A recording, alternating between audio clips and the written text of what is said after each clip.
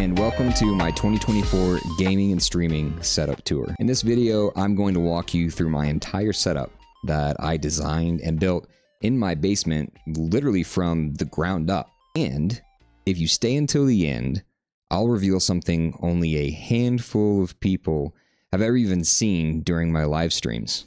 Let's get started.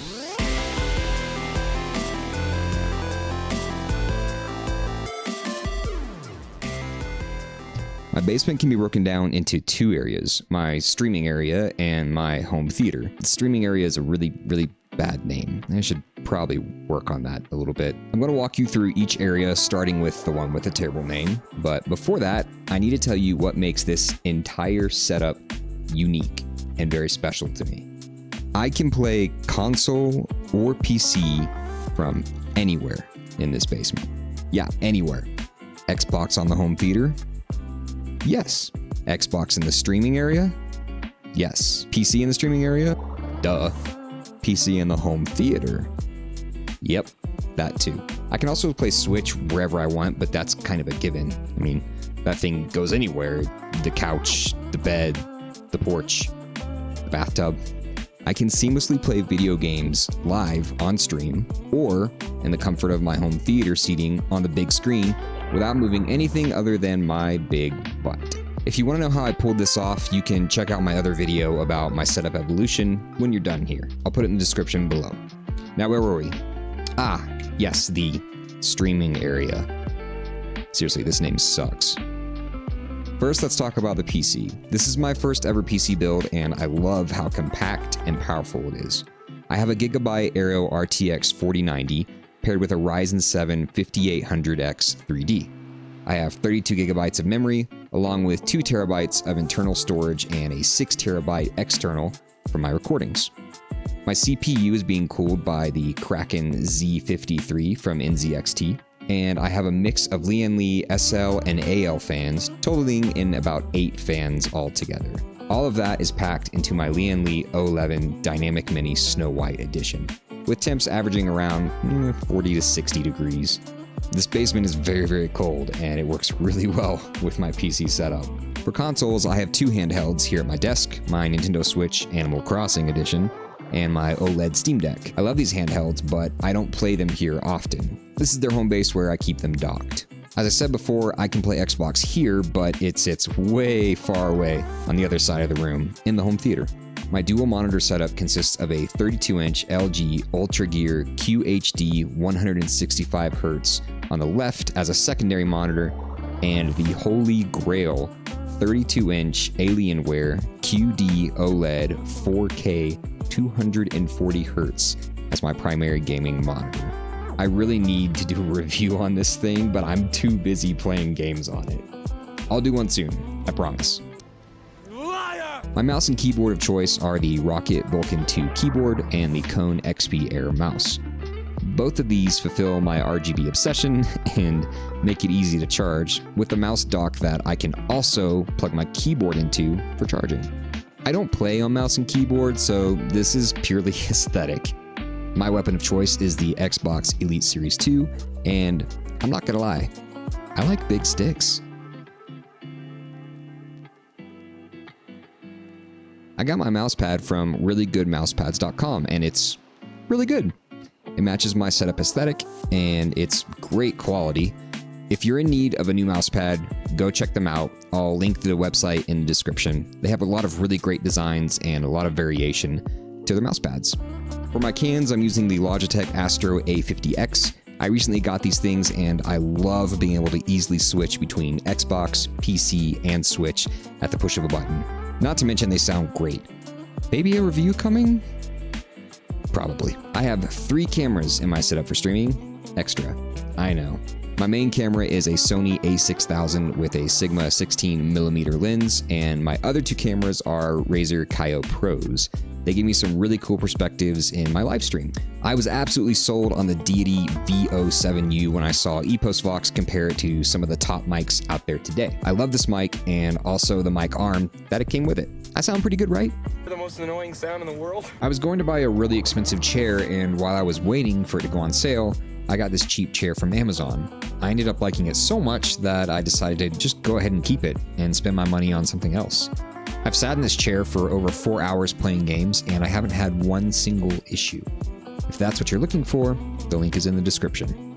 I don't know about you, but I hate having a giant light in my face when I'm playing video games. I absolutely cannot stand it. So instead of that, I put 2 lights right above my setup when I was finishing the basement. This gives me all the lighting that I need without blinding myself, which is really nice. I have a nice little blue neon that I got from who wrote this fucking script? Under those lights, I have a nice little blue neon that I got from Etsy. Do you want one?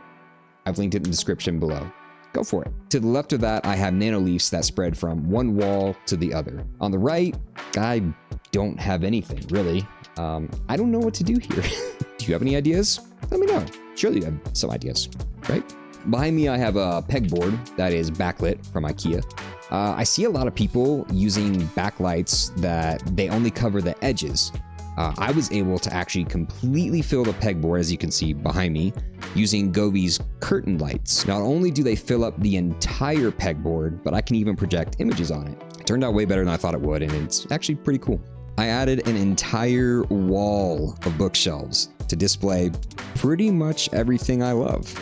Video games, graphic novels, anime collectibles, manga, books. You can really get to know me just by glancing at this wall.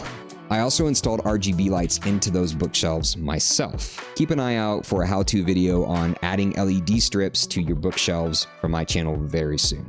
My pegboard also houses a few knickknacks and things that I love. To be honest, it's somewhat empty in the top, so I have a lot of work to do there. My cable management isn't exactly S tier, but I'd say it's a strong A tier. Anything you see on the walls that needs power were ran through the wall, and it keeps my setup looking very clean. All other cords were ran along the bottom of the desk using plastic ties and Velcro. Maybe not the most elegant solution, but it's very practical. I just release the plastic tie, add in the new USB or HDMI cord, run it along the bottom of the desk, and reattach it. It's pretty easy, and it's out of sight, out of mind. Last but not least, I have a few streaming gadgets. I'm using the Stream Deck Plus at the recommendation of Stream Daddy himself, Harris Heller. Speaking of Harris Heller, all the music in this video is provided by Harris from his Stream Beats collection. All of these songs are DMCA free and free to download. Plus, they make for great gaming music. Go give them a listen on Spotify. You won't regret it. I'm capturing console gameplay on an Elgato 4KX, and if you're looking for a capture card, congratulations, you found it. There is nothing better. Seriously. I also have a Steam Deck pedal for easily controlling various things at the tap of a foot. For example, like the script on a prompter from Elgato. I chose white throughout the stream setup to contrast with the darker gray walls. This was kind of a gamble at first, because I didn't really know if it would look good or not.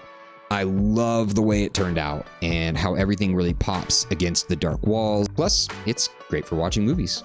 Speaking of watching movies, let's talk about the home theater. We'll start where my butt spends the most time. I have 2 rows of Octane XL700 Italian leather theater seats, totaling in 6 chairs. 2 seats on the front row are mostly worn in because I have no friends. These are very comfy and great for long gaming or movie marathons. By myself. My TV of choice is the 85-inch Samsung QN90B QLED 4K TV. This TV fits the area perfectly, and my seating is about 20 feet from it. It's important to sit far enough from the TV to enjoy content on it. I see a lot of setups where the chairs are like 10 feet from the massive screen, and oh my god, that's bad, folks. Do not do that. This TV was chosen because it has a beautiful picture, and it is native 120 Hz, which is great for movies and also extremely great for gaming. In order to get the most out of the home theater, you need the right receiver.